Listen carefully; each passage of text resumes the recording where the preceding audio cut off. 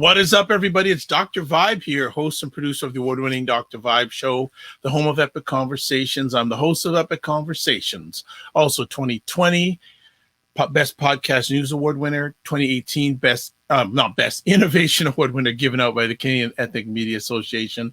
Also, I host the only online show in the world for fathers and dads that is sponsored by Dove Men Care. It's also co-sponsored by Dad Central, Canada's national fatherhood organization. And also, one other thing, I am the board chair for the Global Food and Drink Initiative, and that's a not-for-profit organization based in the United States, though I'm based in Canada.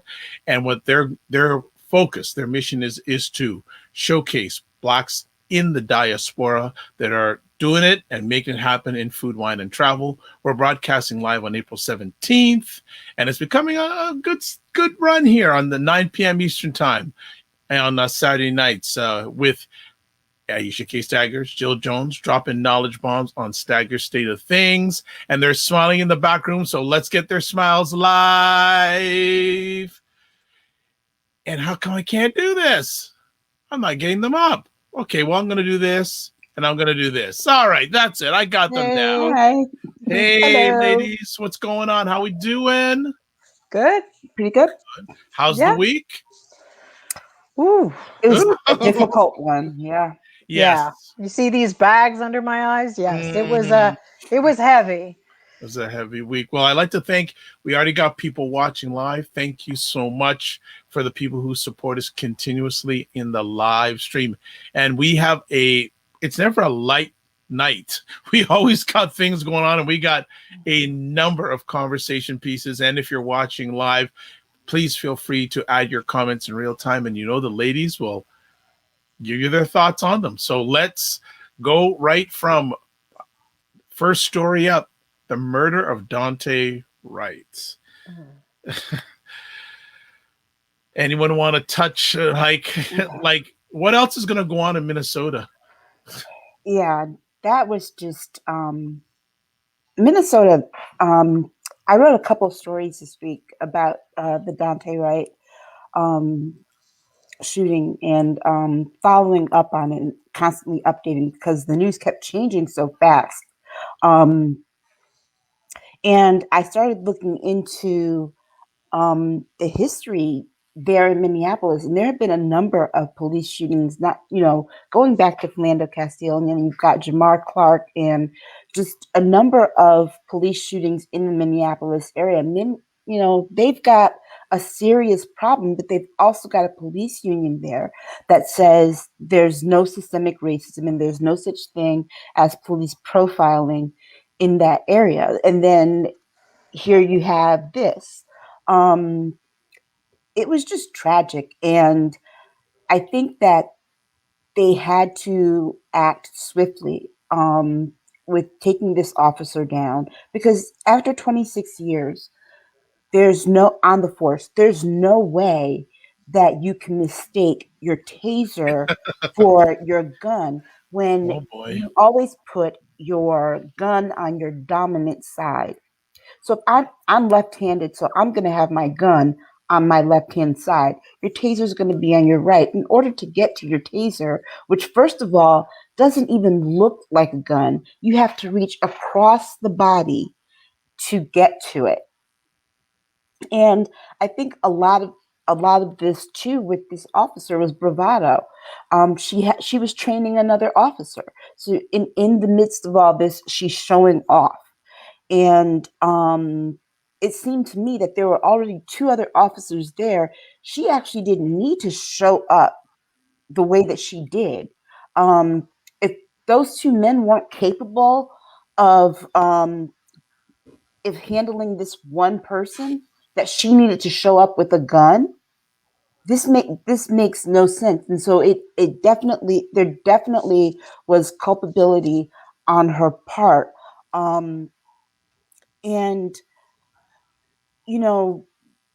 the fact that she resigned so swiftly tells you that she knows it was a bad shoot. Period. The stop in and of itself was bad, because in the United States, these DMVs have been shut down for almost a year. it's difficult. Expired tags are very common. Expired licenses are common because you have to make certain appointments to get things done. And police officers have been pretty kind of lenient about these things because they know in this pandemic, it's hard to get your car, your registration and your tags and everything up to date. In most places, they're allowing you X number of months to deal with this. So even the stop was bad. The whole thing was bad from beginning to end. And it is just it's one more tragedy, but it it's it's it's really something that just it makes my blood boil because we have a family member that was a friend of the family who was murdered by police. And this is going back 20 some odd years ago. This is 97 that this happened. And you hope that it gets better. You would think that after all these situations it would get better, and it just doesn't. And this was this they really have a problem there. Well, first, before I let Jill share, Aisha, my condolences on that person whose life was taken by the police, and thank you for being open and sharing that with us. Jill? I think that, the gun violence that goes on daily here, like a revolving door, every day there's minimum, I don't even know how many. I mean, we've had 3 mass shootings today alone. It's just, so when you have a situation where the cops are also shooting, it's just, you're in a constant state of panic, turmoil, trauma, and it's like a hostage situation in America, essentially. And, I just wonder how long people are willing to live under these restrictions, because it's just eroding further and further and further, because I guess it's like, it just keeps pushing the politics out of bounds too. It's like, well, how much more can they take? Let's see. Because it's so twisted that even I was like, on what is she, like a Derek Chauvin sympathizer, and wants to try to get a mistrial for him because one of the jurors lived in the neighborhood where the shooting occurred, and they're not sequestered, the jury. It's like it's gotten to the point now where I spend my time trying to put a scenario to something that is incompetence, racist. Take your guess what it could be. We don't even know. Accident seems like the most ridiculous thing in the world at this point, because it's starting to be like there aren't any accidents. It's like, and there aren't any coincidences either. And unless she comes back with, a diagnosis that she has a frontal lobe dementia, I really have to question what actually occurred there and why she felt the need to use a weapon. There were 2 men in front of her. There were men already in the position. And, they're lucky she didn't shoot them either. I mean, it's really like, really, I don't know how maybe she skated through the department these last years of her tenure, 26 years. She was also a police president of their union in Brooklyn Center for the department. So there's something either with her ego, there was something going on, and just how she, I don't know. I mean, it's just like, but how many more kids are going to be stopped? And from the point being, they have car insurance. So you don't typically have car insurance when you don't have your registration. That's usually how it goes. So the fact that the mother was giving this information, as far as I'm concerned, the tag situation was based upon the how delayed and backed up the Department of Motor Vehicles are in Minnesota. And let's just be very clear, maybe they need to hire some people and get that done, because otherwise it's going to be a free-for-all for all police in Minnesota. Because clearly, I put up a really crazy meme that, give them bananas instead of guns, because, this Barney Fife routine, like from Mayberry RFD, that do they need one bullet? I mean, what is happening? The training is so poor, so poor. And I mean, and then in the middle of it, we have the Chauvin testimony talking about all this training that they get. Fact is, I don't think they get trained at all. I think they basically come out of the academy after 4 months. They're in the academy. When you look at most countries, have people in their police academies for a couple of years. This is like stingy pays twice. We are such a butt cheap ass country when it comes to our citizens and the life and their well-being. We are cheap. Sorry. We don't pay for anything. We've gotten it down to, oh, you think of science? No, not really. Nobody's trained. And also, just because people apply doesn't mean they should all be accepted.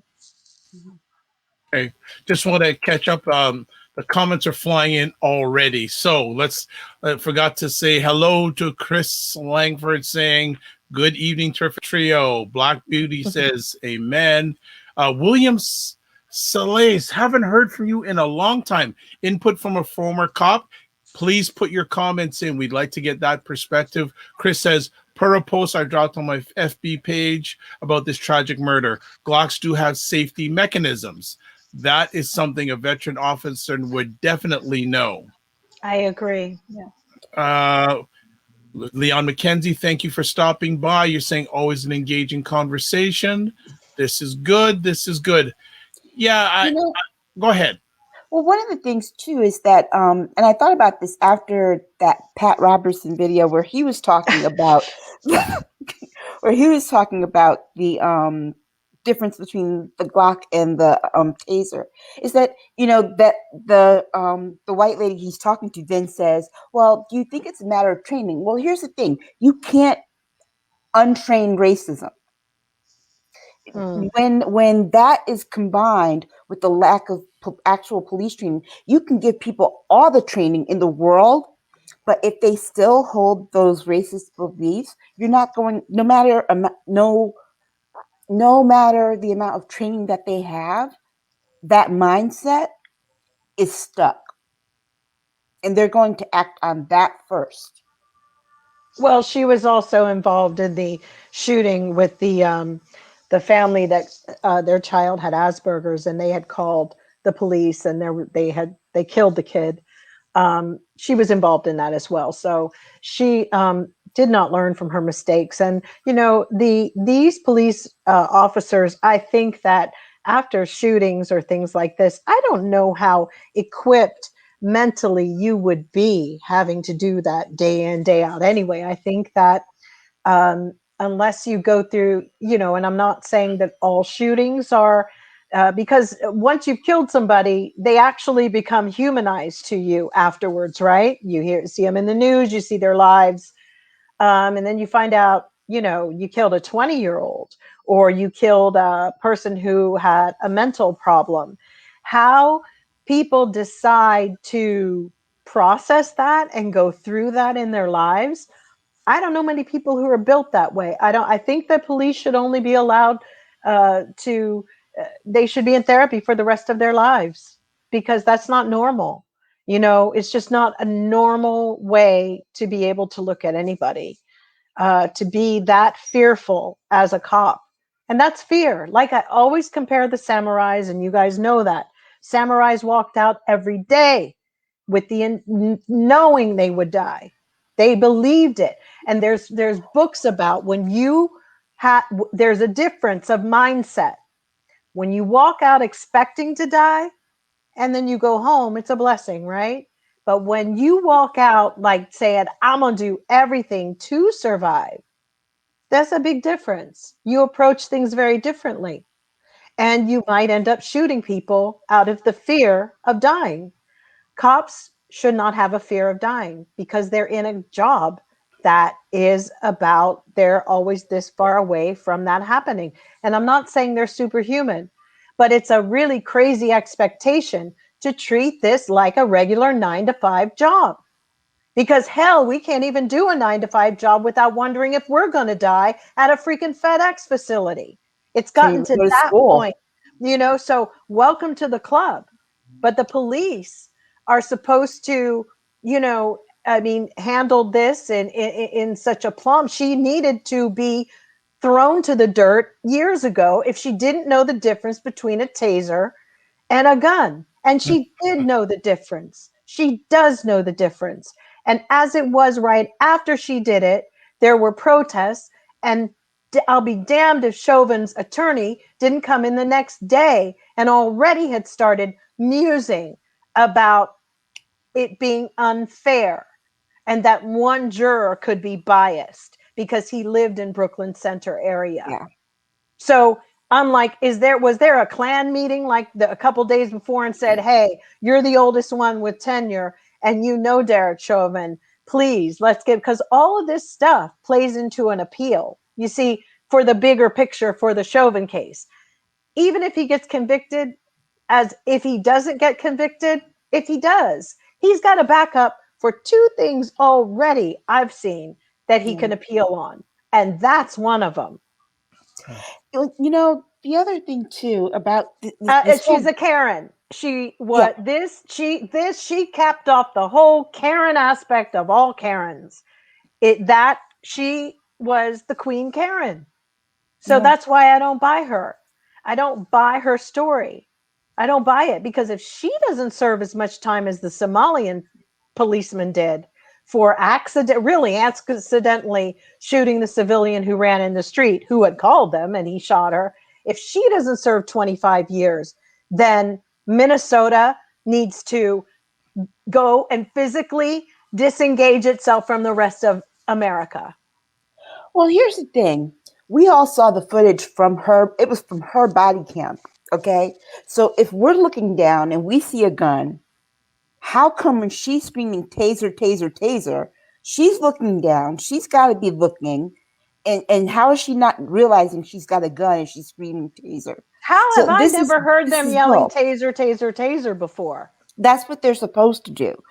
I was watching this black female police officer was like, this is what you're supposed to do. She said, but she was the one who explained how you reach over the body for the taser. She's like, this is why she should have known that she didn't have a taser in her hand, because she would have had to have done the across the body reach. But she was saying that, looking down, it was eye length. How do you not notice that you're holding a gun and not a taser? But what you said is right about the charges. She's being charged with manslaughter, not murder.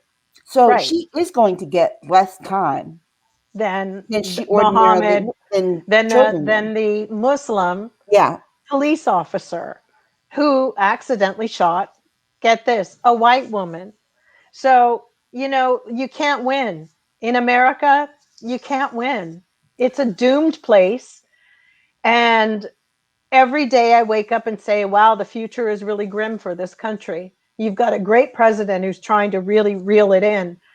But today, watching Prince Philip's funeral, it just dawned on me, this is the end of an era. And it's an era of all those people in that age group. It's the end of an era when people took whatever you feel about the king or the queen or any of these things. But when duty or the belief in your duty or your allegiance and your integrity to that was first. Now, because everyone today was like, I can't believe the queen is sitting there alone. Y'all need to quit thinking the queen is you and has your life. She doesn't. You wouldn't even know the nth of what that's like. She can sit alone. That's her duty. She wanted to.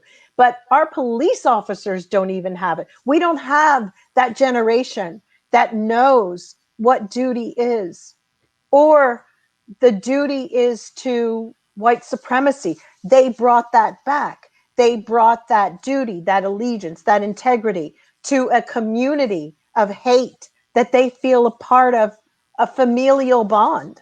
Yeah. That's what was created in the last 4 years, solidified. Not that it was created, it was congealed. This stuff that's going on here, it's grim. It's grim. And I keep telling y'all, find a backup plan of where you want to live, because it's sure, if you are a person of color, you will fight to the death to be a part of it, because they do not want Black people in this country, and they do not want people of any color. Let me just slip in here. Chris Langford, geez, Pat Robinson, insane dust in a suit. I thought the apocalypse was right then. I was like, is this it? Because this man, you know, God bless him. On that, I was just like, wow, this little dude is holding these guns and the taser, and that image alone was like, oh wow. I know. But then when he was like, these police, I just figured, I was like, he saw that Philip died, and he like was, Lord, I'm next. I know. Oh my gosh. Isn't he like 102?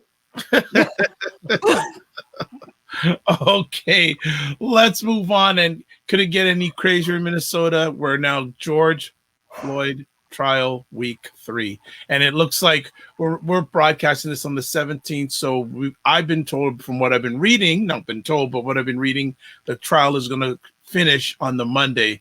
So next week could be a very interesting week, another interesting week in American history. What did you? They're closing schools in Minneapolis next week because they're expecting a verdict. Yeah, if it goes beyond like 2 days or 3 days, then you need to worry. If they come back within 2 or 3 days, yeah. What did you get out of the third week, especially the defense team? They're like about to blame a ham sandwich for killing George Floyd. I mean, he was like grabbing at everything. It's like pretty, like I said on Twitter, next thing you know, he was going to say Nelson that he killed George Floyd. Anybody and anything but Chauvin. I mean, it was the drugs, then it was a heart attack. Now it was the fumes. Oh my God. He was so overcome by the vapors from the police car.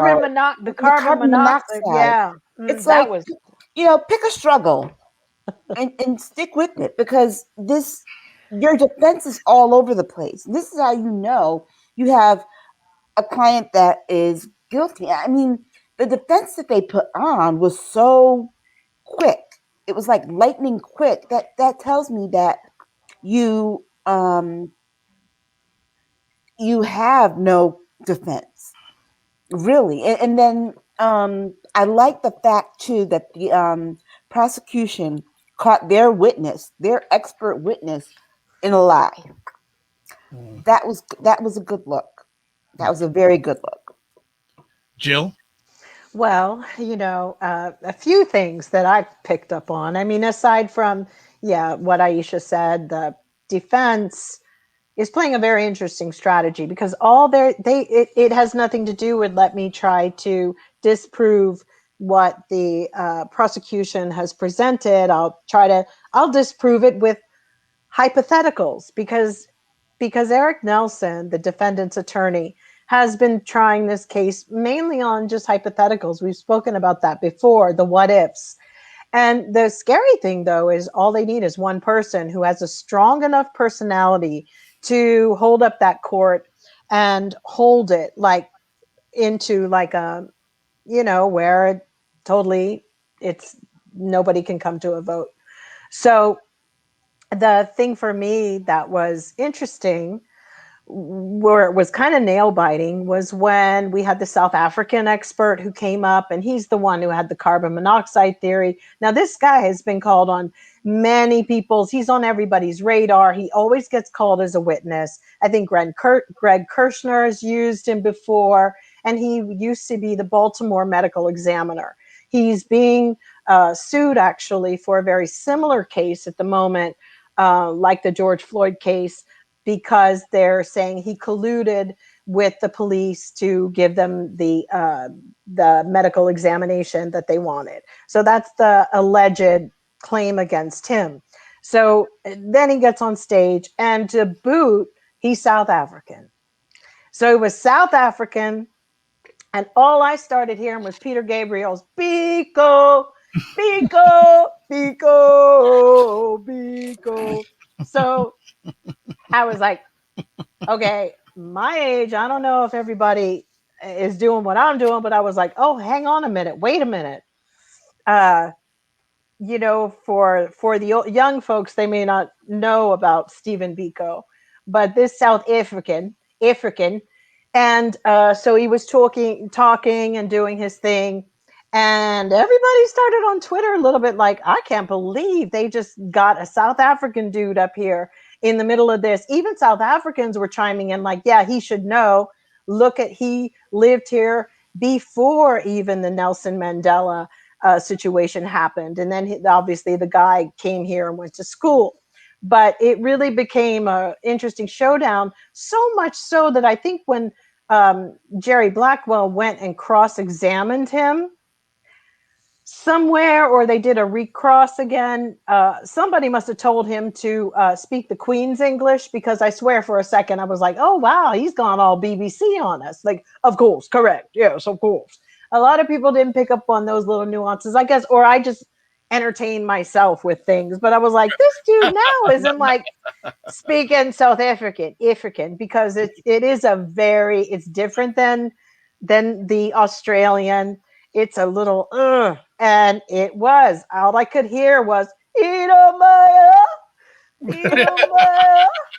The man is dead. The man is dead. The whole testimony. I was like, Biko, Biko. And so anyway. So Chris is saying exactly, Jill, and by not sequestering this jury for closing arguments and deliberation, the judge has handed the defense grounds for an appeal for Chauvin. He did. Well, they are going to be sequestered for deliberation. Yeah, for that part. But here's the other thing. So then we got into this tense moment where he went about this carbon monoxide, and then that old Baker dude, who was the Hennepin County medical examiner who testified for the prosecution, who I had gotten a lot of DMs and private messages like, I don't trust him. What's his deal? All of a sudden, he magically came up with, oh, wow, I have those carbon monoxide gas readings from the lab. Well, at the 11th hour, he presents them to the prosecution because they hadn't spoken about it from their end, and they wanted to do a rebuttal, but that evidence could not be presented. So the prosecution was sitting there like, okay, how are we going to go and dispute this whole carbon monoxide theory? Because, they wanted a rebuttal. So they brought in Mr. Lucky Charms. So they were bringing, and I love him, but he is. Dr. Tobin is the Lucky Charms guy, and that's why we love him, because he's cute, and we love Lucky Charms, and it's like, it's magically delicious. Yeah. And he just had this way, and there was something very familiar about him the whole time. And a friend of mine called him Mr. Lucky Charms. I said, he's Lucky Charms. That's definitely a nickname for Lindsey Graham. Oh, so he came in and he was like, well, about the blood gases. And then everyone was like, pause, breaks. It was like a cartoon. And everybody was like, oh, and I just was like, I hope Mr. Lucky Charms gets out of here alive, because they got it. Because the judge said he was going to throw a mistrial. Like, he was like, I'm going to, if he says anything about lab gases, it's going to be a mistrial. So they're asking him these questions, and Tobin is like going, well, because the oxygen saturation rate and blah, blah, blah. And no, do you think they're right? No, he's wrong. It's wrong. So we got on some thin ice, but I'm sure in an appeal, the guy will still try to use that. Chris is saying, Jill, Lucky Charms, Jill, LOL. And he is, and I love him. And they were like, bringing it back. Oh, yes. And Aisha, please come in and help me before I flip over of laughter in this chair and you see my feet up in the air. I know. I mean, everything was hanging on Mr. Lucky Charms. The whole case was I'm quiet, Jill. You should talk, please. Well, I mean, That man, what is his name? Oh. Fowler, Yeah, he was Mr. Fowler, he Dr. was Fowler. you could tell that this was like a sleight of hand to him because He'd do this. he was so indignant. No. Did you listen to the blood gases? Well, No, correct. No, not at all. no, I didn't open up anything. I didn't look at I any love the books. fact I that- didn't think so. I love the fact that Jerry Blackwell just kept going on to him and be like, and he would try and work his little defense in, and Jerry Blackwell's like, I asked you a yes or no question. Yeah. Just went back down and wrote, You know. that was a yes or no question. And he just got correct. And I kept hearing the choir going, So you see what you started now, Jill? See what Chris says? Yellow rose, pink stars, and green clovers. He's just so Purple cute. horseshoes. I just Don't love forget the him. purple Yes, and purple horseshoes. And it's my favorite cereal. Oh well, and here Mine too. now you see what you've caused. Now here's another comment. Just FYI, I would pay for an Audible book read by Jill in that Lucky Charms voice. The magically delicious. Oh, You know, I mean, so it was very eventful, and I'm like watching this at home, all running through the house. Oh man, so. well, here's someone here now, a brand new Mayor Yay Lurch is saying, but the judge is going to help by giving a mistrial, just like the Cosby case judge did. We'll see. Well, at this point, I don't think he can. No, He can't at this point because they're at closing arguments. Unless something else comes up, he can't possibly give a mistrial. exactly. Over the weekend or something else, Lucky. And don't think they're not trying it. Yeah. Oh yeah. What if at all? Question for both of you. What if at all will the Chauvin incident, do you feel, have any impact on the verdict of this impact? Obviously, hopefully they're not. Well, again, if it's a jury and it's a good jury, they don't know anything about this incident. No. Brooklyn Center, what they'll do is they will move Potter's case out of Brooklyn Center because Brooklyn Center is a majority Black population. How are you two feeling about the trials?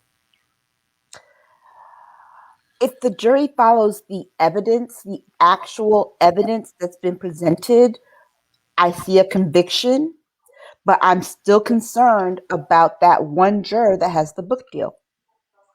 Yeah, me too. And that can go two ways. You see, that juror who has the book deal. Why is that juror still on then? Exactly. I mean, even Chauvin could use that as feeling, either way, just the fact that somebody would be making money off of his. So whoever that person is, they're probably a ringer, you know? Yeah, it's not I'm not feeling good about that situation. And let's be clear.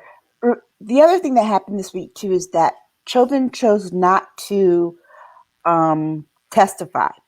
Yes. He also, in the choice not to testify, he pled the Fifth. And remember what pleading the Fifth Amendment, means that you might say something too that could incriminate you. That's what I found strange. Right. Because pleading the Fifth, I would have rather I would have thought I'd rather go up there and say, not this, no, I don't have any blame, rather than the Fifth leads sort of questionable. Exactly. That opens the door for the jury to say, well, why didn't he testify? If he's not guilty, why didn't he testify? Especially when the defense really only took less than 3 days, when the prosecution took 2.5 weeks to present their case. I mean, it really, that's the other thing the jury gets to examine. Why did the defense only take this short number of days if he's so innocent? Because, remember, the burden of proof lies with the prosecution. So the prosecution laid out this long case. Remember, the case was supposed to last 6 weeks. Yeah. They had a good 3 weeks to lay out a defense, and they had such pathetic witnesses. And so it tells you right there that they didn't really have a case. They didn't really have a defense for him because they were pulling out every possible, like I said before, they were pulling out every possible reasoning, like even the part with the carbon monoxide.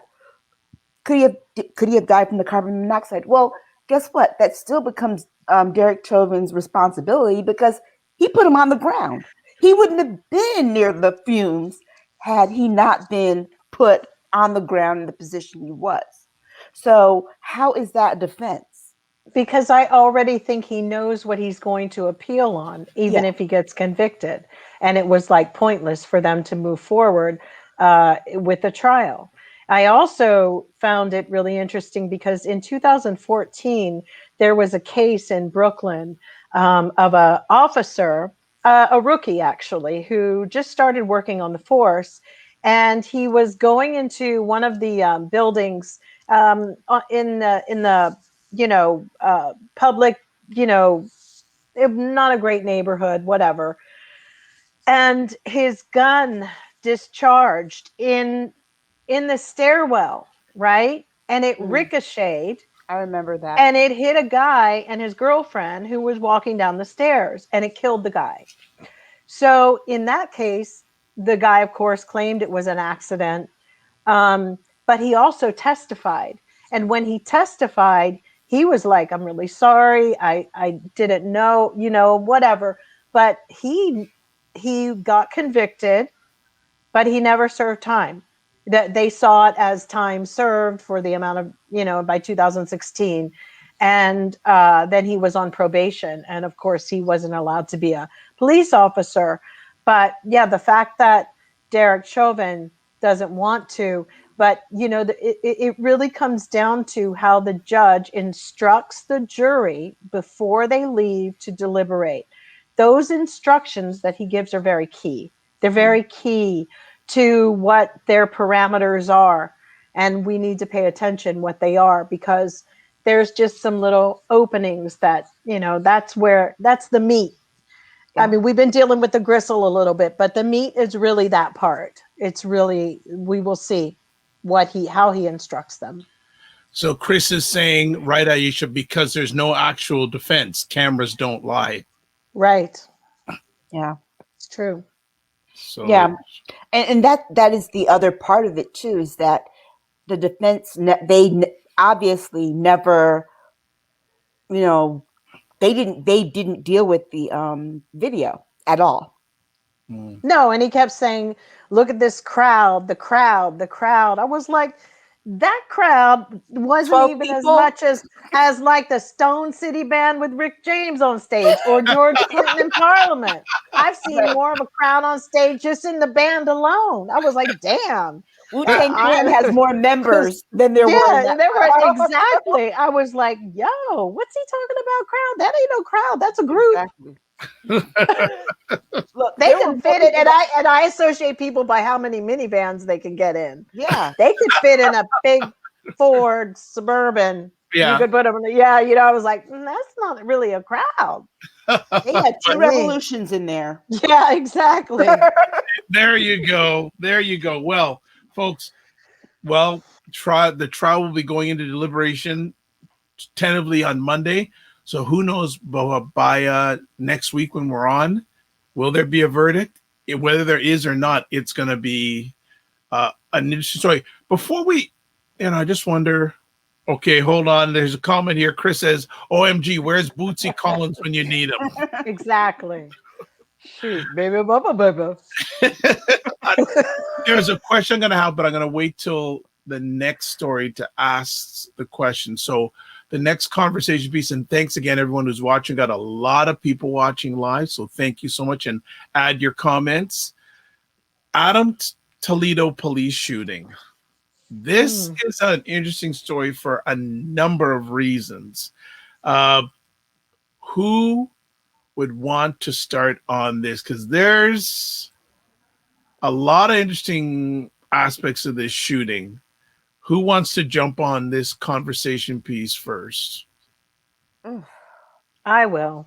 I mean, since I kind of got grilled on, filleted on Twitter the other day, because, you know, I've actually decided I'm not even going to like comment anymore on people's things or try to understand. Just that you ask a question and people don't want to listen, or they don't even want to have a conversation. They want to talk at you.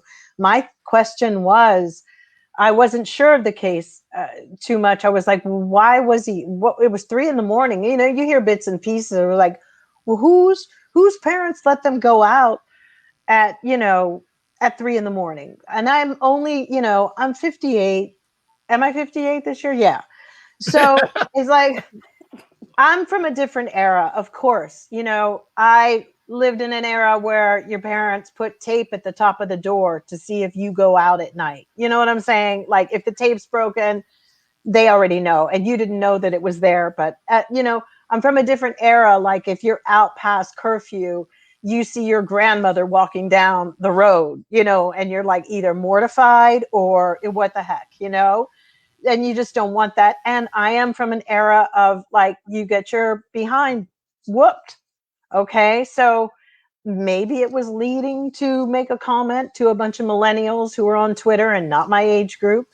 But it was really a question like, what's going on? Like, why was he out? I didn't know that the kid ran away. You just don't know. Was he being sex trafficked? There's a lot of things going on, but it wasn't that at all. So they show that the kid was with another 21-year-old and they were shooting at cars passing by. They found the shell casings. These videos, the CCTV cameras caught them running. You know, and like I said, you know, what was it you said to me, Aisha? At 3 a.m, that's grown folks' time, is what you were told. Yeah. So in my mind, you know, I just think that this is horrific how it happened with the policemen running after them, but that neighborhood is not necessarily one of the best. I lived in Chicago at one point. And he got shot because once you start running from the police and you've got a handgun who they think it was passed off to him. If you look at one of the videos, and I did see the whole video, the really awful, when he went towards the fence, it was just unfortunate the fence was there because it looked like he tried to toss it, but in the motion of moving his hand up to be like raising his hands. But on that upward bound, you couldn't see because also there's a shadow on his jacket that looks like he had a gun, even in his hand. So it's terrible that the police are killing children, but sadly, it's not the first time it's happened. And so Black Beauty you know, sounds like you have a supporter saying, "Yeah, Jill makes a good point regarding why was he out as an adult at 3 a.m. To me, the officer wasn't at fault." right. Aisha, what do you think? That for me was something that I hadn't considered, because at first, when I first heard it, you just hear 13-year-old killed by a police officer. I didn't even know the time of night he was out. When Jill mentioned that and mentioned the question, I was kind of like, well, yeah. And then I started learning that he had had problems at home and had run away. And I was kind of thinking like, okay, there are a number of things going on here. And I did start to wonder, not just, you know, the shooting part aside, I started wondering, you know, yeah, why was this kid out? What was going on in the home? You know, not just so much in the home, but why is this kid out shooting at cars at 3 a.m.? Shooting at cars. Okay, so I get to thinking that, well, if I'm driving, it doesn't matter to me what color the kid is. If I see somebody shooting at cars, I'm calling the police. Somebody called. Yeah, they did. They called. Mm-hmm. Okay. I mean, here's the other scenario, which is really sad and tragic, is that, you know, Los Angeles went through this situation years ago in the 80s when we had a lot of gang violence, and we still go through it. And generally, the Spanish gangs and the black gangs don't tend to get along. There are some that happen to, or whatever. But if this is, I don't want to put it into these terms, but I have family members that have been involved in these things. This is a different world. This is a different world. When we talk about Dante Wright, or we talk about Tamir Rice, and we talk about, you know, Freddie Gray, or we talk about other people, Eric Garner, these are people killed in broad daylight. Stefan, the guy in Sacramento in his grandmother's backyard. For me, I couldn't quite get on board until I know the full story with this, because looking at that video, I was just trying to be like, okay, wait a minute. We're talking about our kids that didn't have any guns. Like Trayvon Martin didn't have a gun, and the neighbor kills him, or whatever it is. These are different arguments. I can't just jump in a protest line because I'm not saying that all police are bad, and I'm not saying that all parents are bad or good or whatever. But my point is that for us all to move forward, we got to really have some real conversations about what we're all contributing to. I couldn't barely have a freaking diary, let alone if I ever tried to have a gun in the house. You know, my grandmother was like a snooping. You know, it was just the way. And do I feel like my rights were violated? Did I survive that? Yes, I did, actually. I did. I made it through the day. And, you know, so what really, there is some accountability. We've done so much of this victiming stuff that there is something about, we've cut programs in these areas. Democrats and Republicans alike have done it in these neighborhoods. We have parents who are working nights or whatever. We do not have grandparents around. We do not have this village situation for whatever reason. I get it. But let's fix all of it, because it's all systemic. All of it, the systemic violence, because I'm telling you, these young kids are recruited in ways that, what if they harm your kid? You know, it's like this is like, I don't know what to say. I think it's really sad, but sometimes the liberals, and I'm a liberal person, but I'm not going to fall off the deep end. I'm not. Parents do have a responsibility to watch their kids. All right. We just do. Let me jump in, because there's been a number of comments coming in over the last few moments. So T. Steven says, remember when we had to be in the house before the street lights came on? It's a very Gen X thing. Mayor C.A. Letra says, I saw an Asian 6 girls skating by herself at 4 a.m. in the hood. That's the new thing kids do. They also say, saying whose parents has a kid out can come across as victim blaming if you lead off with that inquiry. How did it all happen? Would have been a better first inquiry. Yeah, you're right. It would have been. Black Beauty is saying, I'm in total agreement with Jill.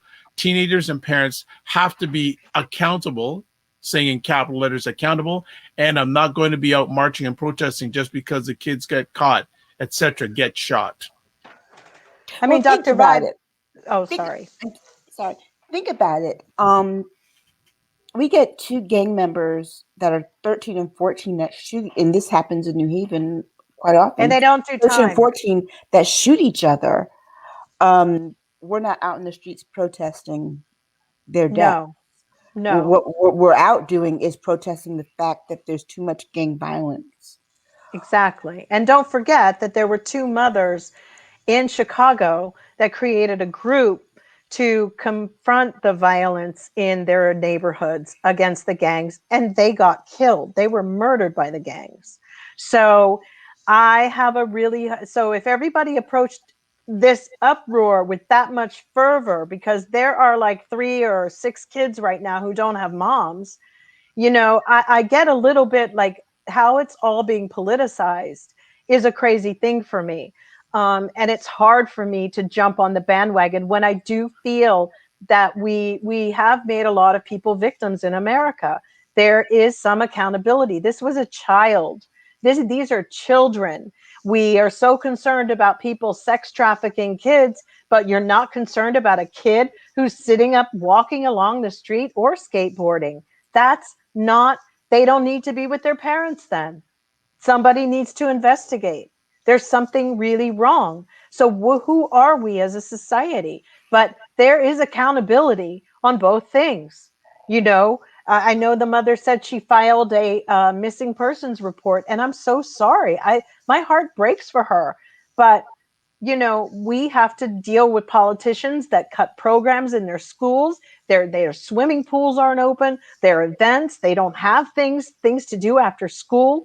And we also have the scourge of, you know, just some really wicked things going on out in the world. The mayor even said Chicago collects in 1 week more guns than California and New York put together in 1 week. So there's a really huge problem here. So, and I'm not saying that, you know, when the right comes after you, if the right comes after you, stop trying to defend it because they're not wrong. There's a problem. So, okay, so here's my question then. Go ahead, Aisha. You better fix your house. If your house is falling down, you don't sit up there and try to tell everybody that it's standing when it's fallen off. Let's be real. Why can't they fix Chicago? Why? Why not? My question is this. Is that 21-year-old going to be charged with kidnapping? If the mother filed a missing persons report and that child was with this 21-year-old the whole time. Absolutely. Is that 21-year-old going to be charged with kidnapping? Because that person is a fully grown adult and was with this kid. Yeah, I mean, it's outrageous what's happening. I mean, but it's that's systemic in itself. I mean, I guess it's sad the family had just moved in, but a lot of people in that neighborhood, from what I hear, a lot of them, there are people who are not savory. That, and also they don't all have maybe they're dreamers or they don't have their documentation. So a lot of things stay mum because of that too. So, you know, this is what we keep breeding and but we need to fix it because the reality here is that, you know, idle minds is the devil's workshop. Our kids have to be, you have to monitor your kids or just don't even have them. Okay, so I want to get back to the Chicago environment. Mm-hmm. Your former president was saying how much a mess Chicago was. He wasn't lying.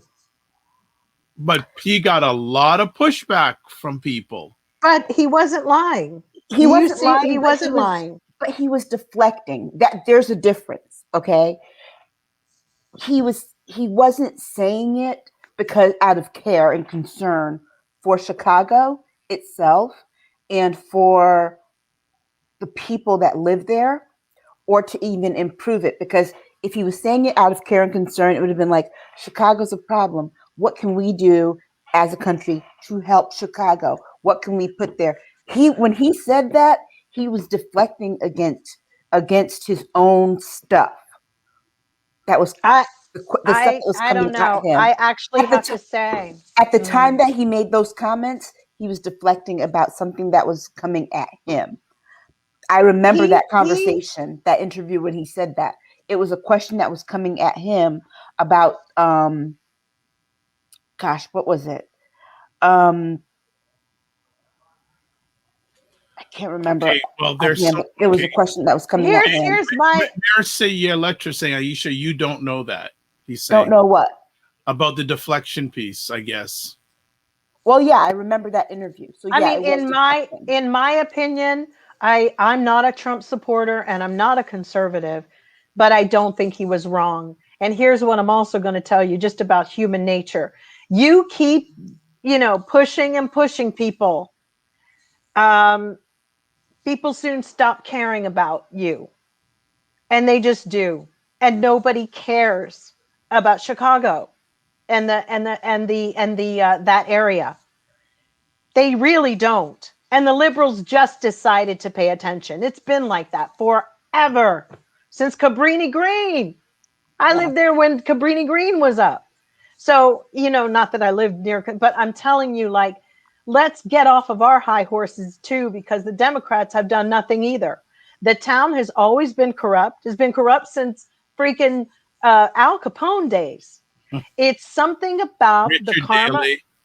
Exactly. The Daley It family. has always, everything has always been lined up. It's in proximity to running guns, running drugs, just the way the logistics are of the state alone.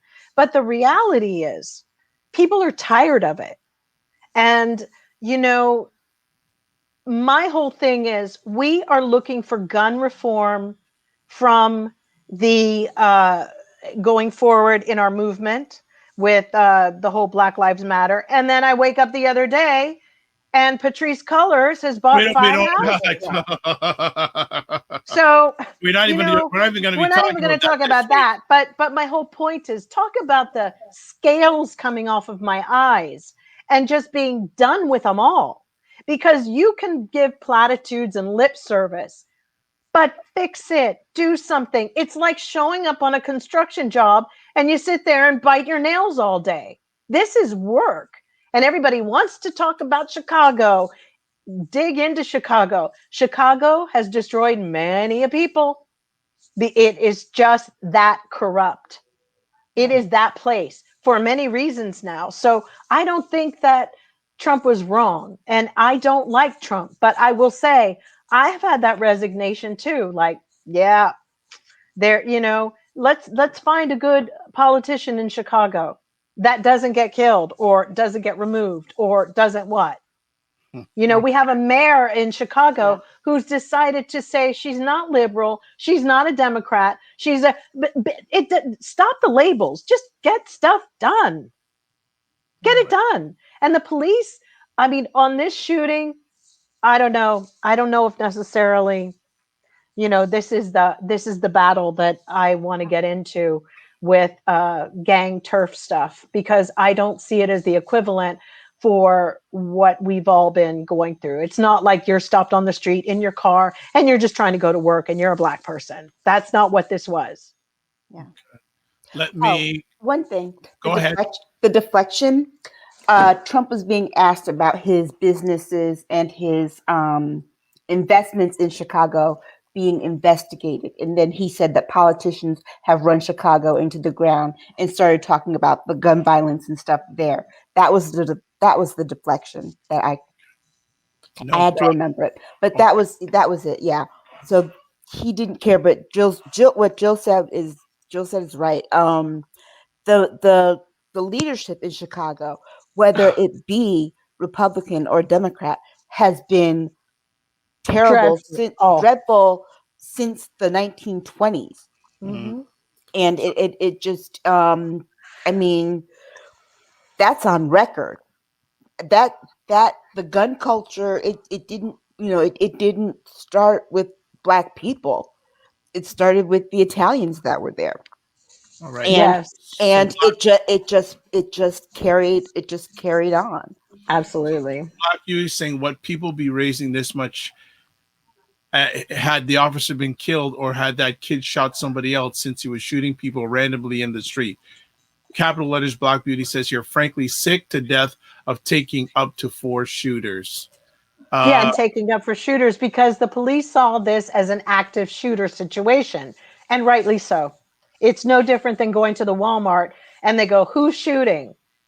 That's what this was. So they don't have to even say hands up. That's a freaking courtesy. That was, because they have you on film shooting at people driving in their cars.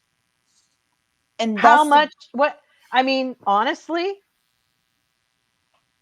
Yeah.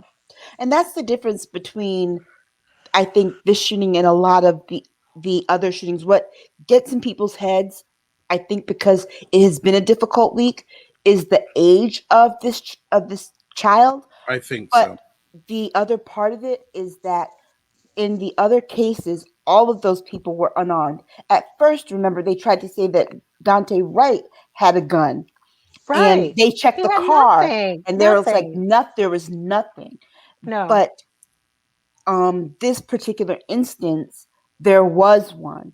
And in all the other instances, those were unarmed people. And I think, like I said, what really got into people's heads, because it has been this horrifying week, the age of the child. It's just outraged that, the same people and the same groups and the same liberals are all getting together and rallying their troops to go and protest, but they're never there at the trials. They're never there when Tamir Rice, when the cop got off. They didn't even talk about it anymore. It's one more politicized event, and then you get a bunch of like texts to donate to the freaking grassroots movement. I'm done. Well, Tamir Rice's mother has called them all a bunch of clout chasers. Exactly, but that's what I see, and they do it here too. And then they'll be on to the next killing, and it's very ghoulish what's happening. But don't tell me this little boy tried to throw the gun. You can see it in a still frame, and then CBS got in trouble for freezing the frame that actually showed how. And you can then look at the maneuver of how he turned. The fact is, he didn't get rid of it quick enough. And, it's like, it's really tragic. But is that why CBS I is banned from showing the video anymore? Yes, they froze the frame. I actually have the video. Is that why they're banned from showing it, though? Yeah, Because people got upset for them showing the truth. They didn't edit anything into it. It was the actual thing. And even the part where the police officer broke down and was crying afterwards. I mean, they do have, you think in less than 800 milliseconds, you have to decide if you're going to shoot. And I saw some people go, oh, well, he should have let him shoot, should have given him the benefit of the doubt. This is not a video game. This is not where you can hit pause. And I think this other thing of slow motioning things down is really screwing people up. Don't slow it down to see how his hands went. Keep it in actual how it really went in reality, because you will see that raise your hands, all of that. It wasn't like this immediately. There was a beat, even with the little boy, to turn, drop the gun, and do that. I'm sorry, this movement and the shadow of the gun, because he didn't know if he flicked it, but following through was his hand coming up, which in the shadow, if you look behind it, still looks like he's holding a gun like this. That's it. It was a bad position. It was nighttime. It was 3 in the freaking morning. And I'm so sorry for his family, but you cannot, we just have to be careful about what will be for our cause, for helping to reform for gun violence. I'm sure the police would welcome it too. Let's be honest. I just think it's an honest conversation that some people have to take some kind of accountability for the crap they've been doing too. We all do it. Okay, T. Stevens says Chicago has a satanic principality over it. I believe that. America has a satanic principality. Okay. All right. More trials to come. So before we move on, why aren't governments, especially at the top, talking about these? I guess obviously with the Derek Chauvin trial, it's still a trial, I guess the verdict, but no comments on Dante Wright. No comments on this 13-year-old. Nothing from the top levels of government. Why not?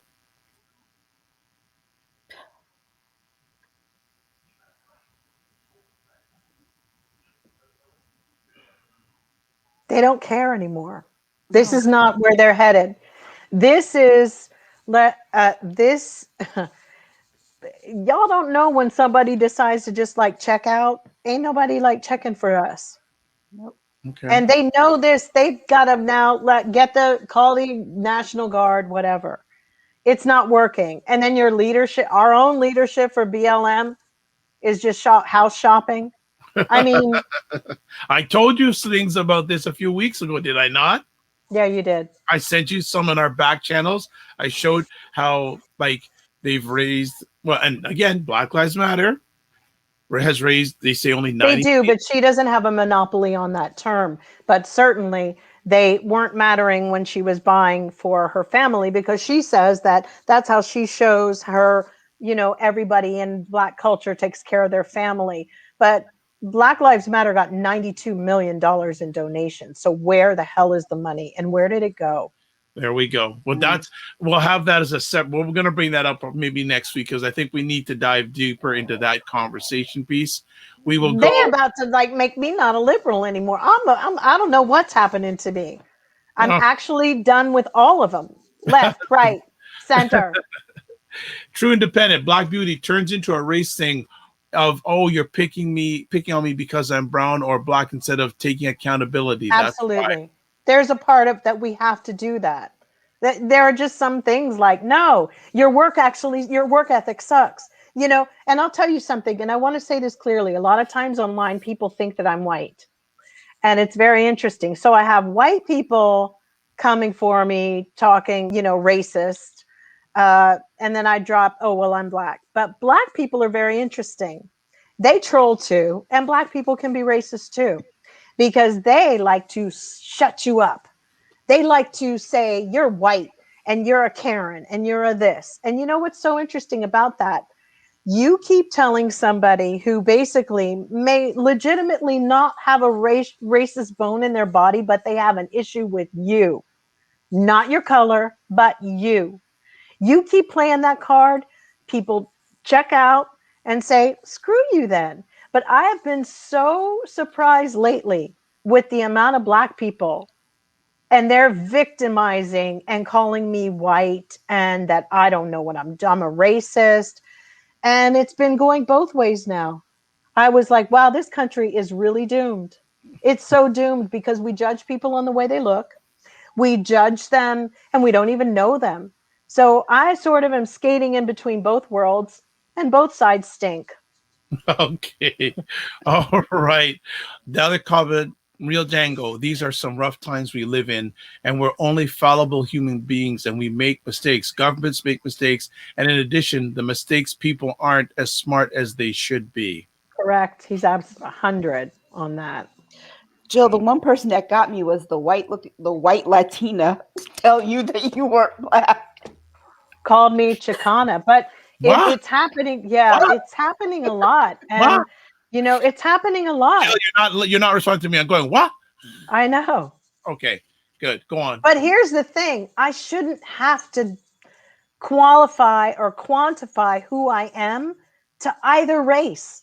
I shouldn't have to say I'm a Black woman, and I shouldn't have to say I'm not white.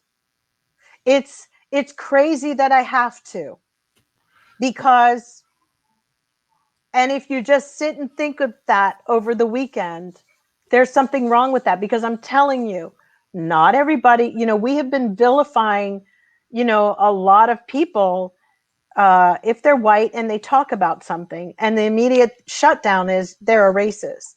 But the reality is sometimes it's not just that. We have to listen, and we can't just jump on that, because you lose people who even care to be involved in your problem.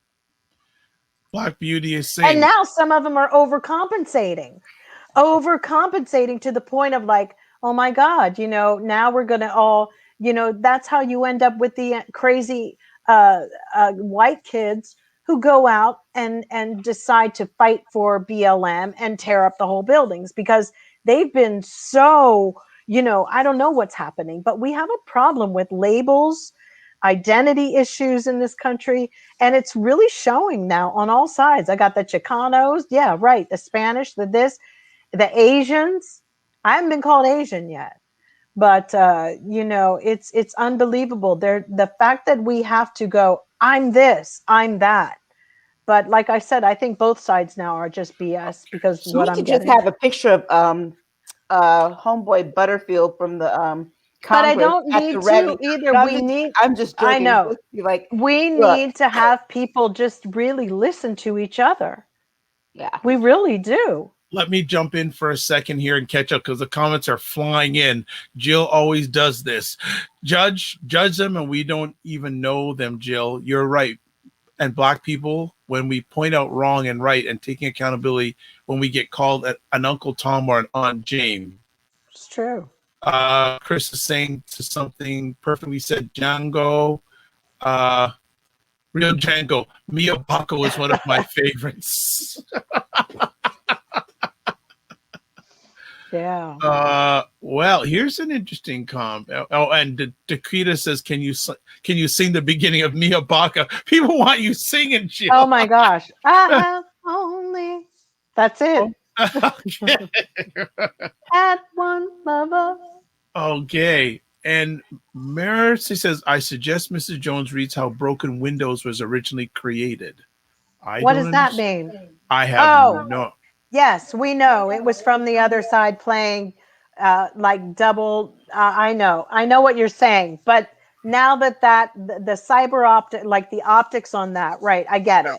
Okay. They were created, but then now what we're dealing with in the country is that now you don't even have to really stir the pot anymore because there's so much confusion with identity, race. Who am I? What am I? What label am I? Am I fighting for which cause? What's this cause? What's that cause? And once you mix that in with capitalism and funding people on their social media and giving them payments and all this, we are a mess. What is legitimate and what isn't anymore? What's disingenuous and what's genuine?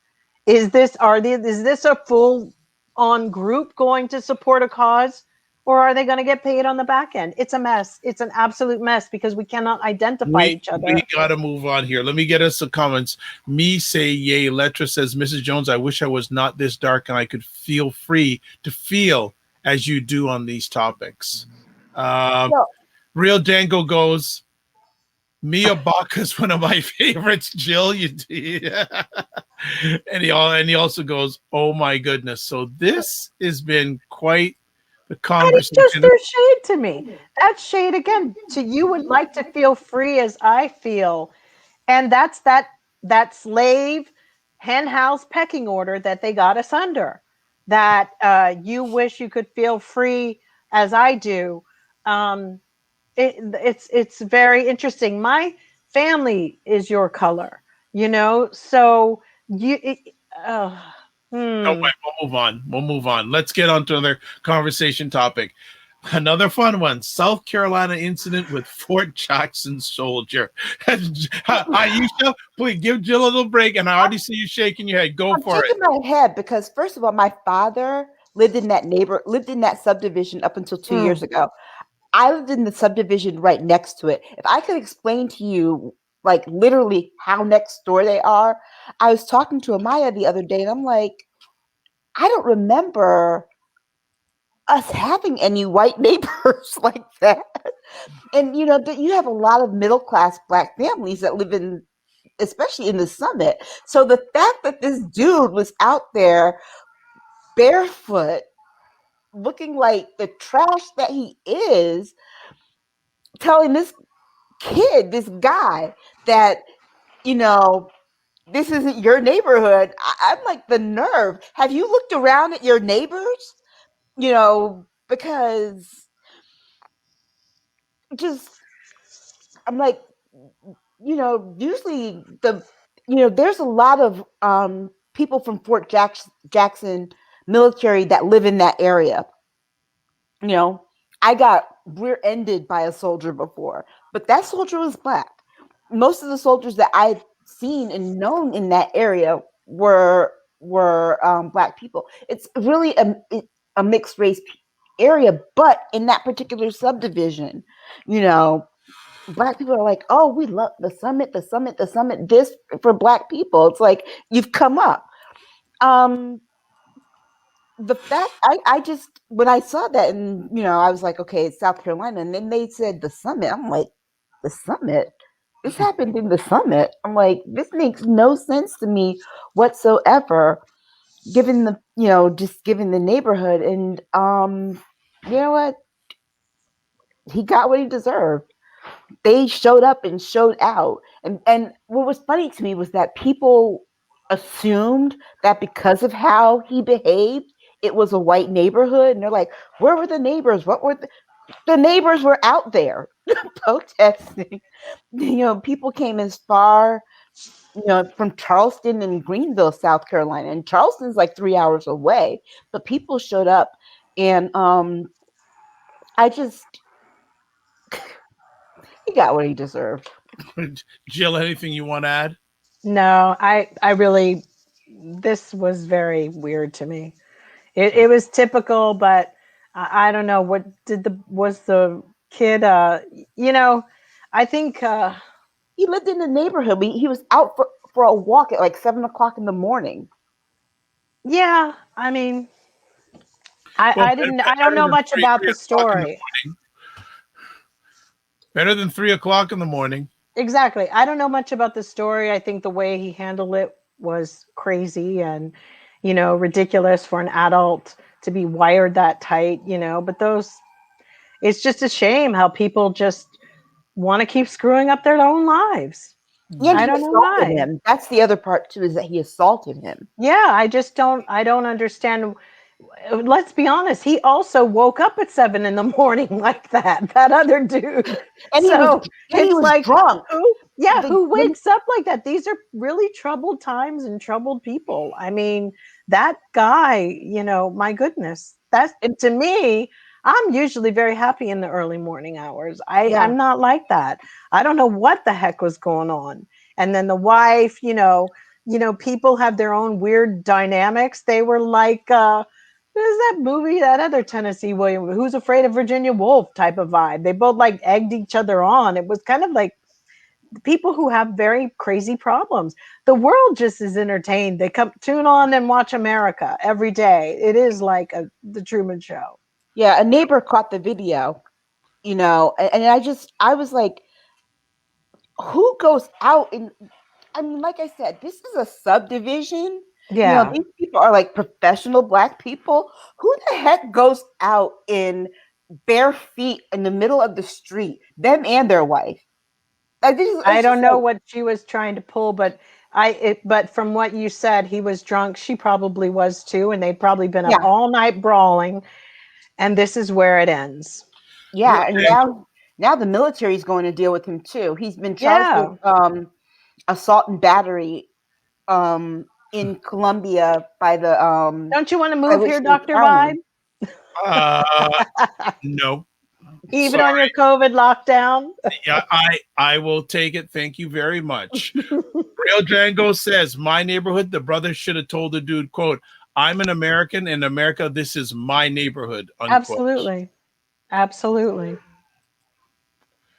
No, I don't have any plans to come by soon, Jill. So sorry to disappoint you. And like I said,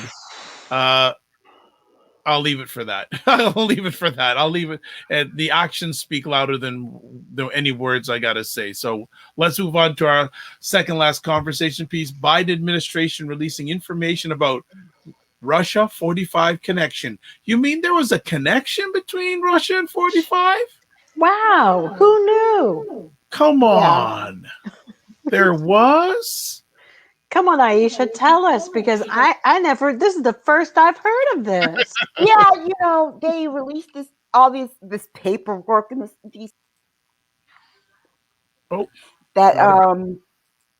the Trump administration, or that Donald Trump did get help from Russia to win the election, and that there was this connection the whole time with Russia and Russian operatives, trying to help him win. Basically the stuff that we already knew, but like kind of confirming it, the information that they actually had to confirm it. Obviously, this was it would have been, I think, a pretty big news story had it come out maybe a year or two ago. Some of the networks tried to make it a bigger story. Like Rachel Maddow did a really good bit by bit coverage of it. But I think because of all the drama of the week, that part got lost. But I also think too that we just have Trump fatigue. And Is that possible? I know. What is that? yeah. Donald who? What? Oh, yes. But the fact that there's like this proof now, you know what I mean? Hold on. Wasn't there something called a person called James Comey? Wasn't there somebody Yes. called Bob Mueller? Yeah, that's true. Gee, darn. I don't know. And who knows? Anything you want to add on this story, Jill? I think it's, I think that, like I said, it's how it all gets diluted and how it all gets watered down. I mean, the saddest thing for me about Russia right now is with Navalny, starving himself to death. And I just don't understand. That's another thing. Why'd you go back? Just stay in Germany after they poisoned you and don't go back. Yeah. Why? Call me a wimp. I know. We got some comments left over from the last story about that gentleman who attacked the young black. Yeah. Yes. Christina says they were probably on meth. I heard that makes people aggressive. That's and Real Dango awful. says exactly, Christina. So Probably. So for those who are new, and it sounds like we have a number of new people tonight, we always end off our conversations with the cockroach of episode's cockroach. And this episode's cockroach is the American First Caucus. Who would like to talk about the American First? Aisha, aka the White Citizens Council of the Congress. Yeah. Basically, them in this, they're trying to form the little Anglo-Saxon caucus. I guess because, the little white power caucus is basically what they are. You've got Marjorie Taylor Greene teaming up with Matt Gaetz to hold on. What's going to be his future? Hold on a second. I thought that he didn't have a future. Oh, he has a future. Oh yeah, he does. Our courts are useless here. Don't you understand that? They're useless. And then that's why I don't want everybody to get their hopes up. Trump put people in courts and they are going to do nothing. Remember, Donald Trump was accused of sexually assaulting a 14-year-old and became president. So yeah, that's where we are in this country. Yeah. Sorry to interrupt about the caucus. When I heard that name, I just want to know what's going on with that. That's the American First Caucus. So it's not American first. It's white people, white power first. It's a white supremacist caucus. It is.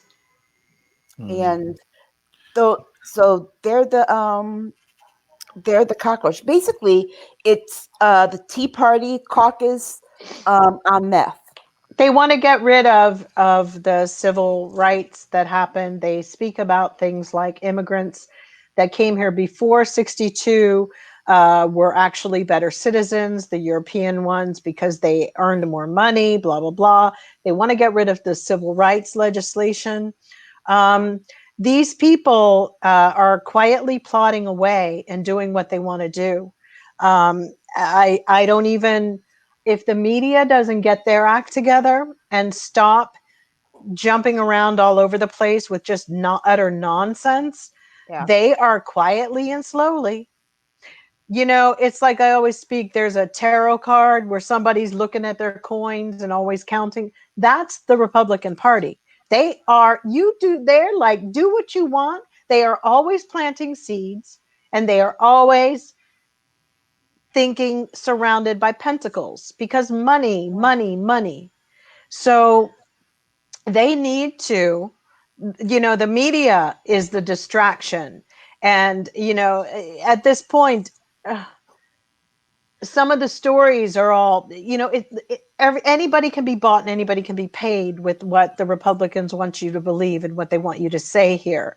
The biggest thing for me is, why do we have Fox, which is run by a foreign company of brothers, a father and his two sons, that basically if this was the 1930s, we would have thrown them out. Hoover would have had them out for being traitors to the country, and they are still. They are here to constantly disrupt and create doubt in our nation, and they've succeeded. As I keep saying, they share women, they share drinks, they share cigars. Yeah. They're all the same. We're in a really bad situation, and the media is tied up in it too.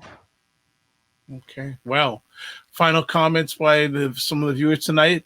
Maiseye Letra, Manchurian Candidate Part 2, the movie starring Russian former centerfold Millennia 45 as the puppet master character. Yeah, she came a long way.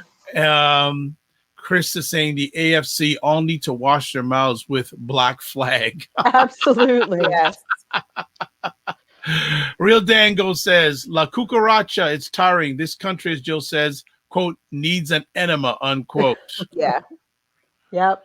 Maiseye is saying, we have Fox because Dick Cheney hooked it up. Oh, and by the way, Fox plays in all of our military bases, and they wonder why.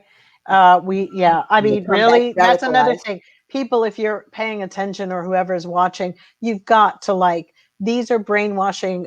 This is the way they do it. You've got to talk to your leadership in your area and really pitch a fit. Yeah. I'd rather they not watch anything.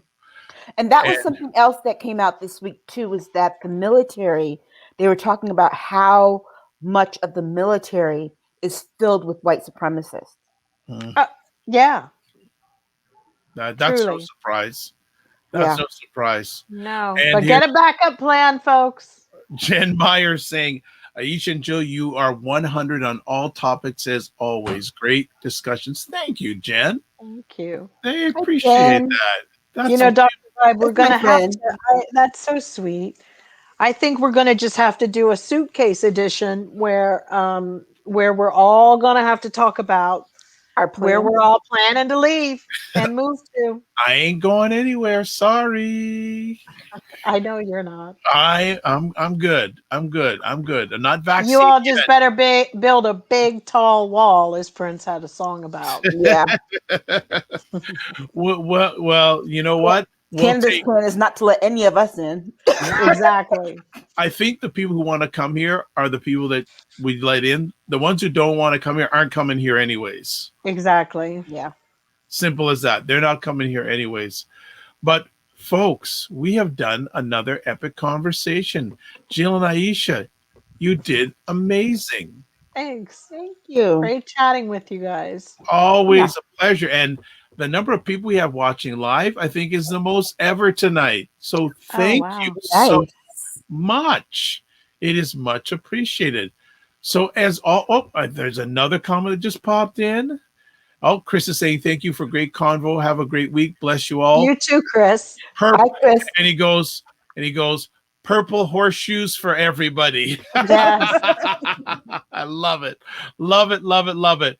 So before we let go, everyone, whether you're watching live on the replay or if you're listening on the replay, the ladies will give out their contact information. So, of course, we go to the lady who was the driving force of the conversation tonight. Her name is Jill Jones. How can people get a hold of you? That was you. Now? Come on. How do you think you? Come on now. How can Jill D? Yeah.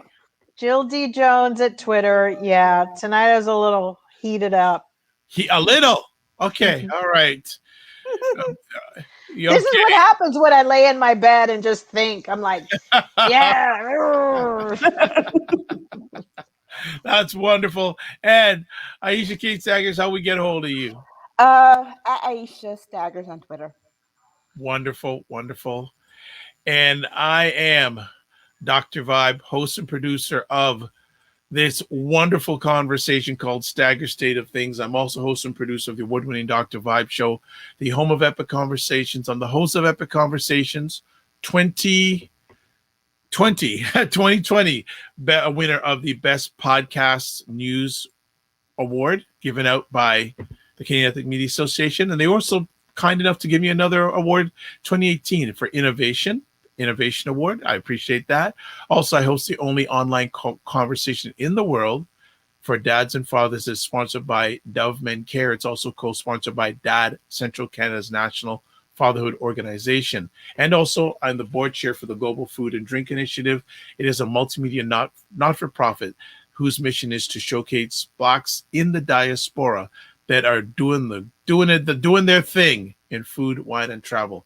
As always, I'd like to thank everyone who watched live on the replay tonight.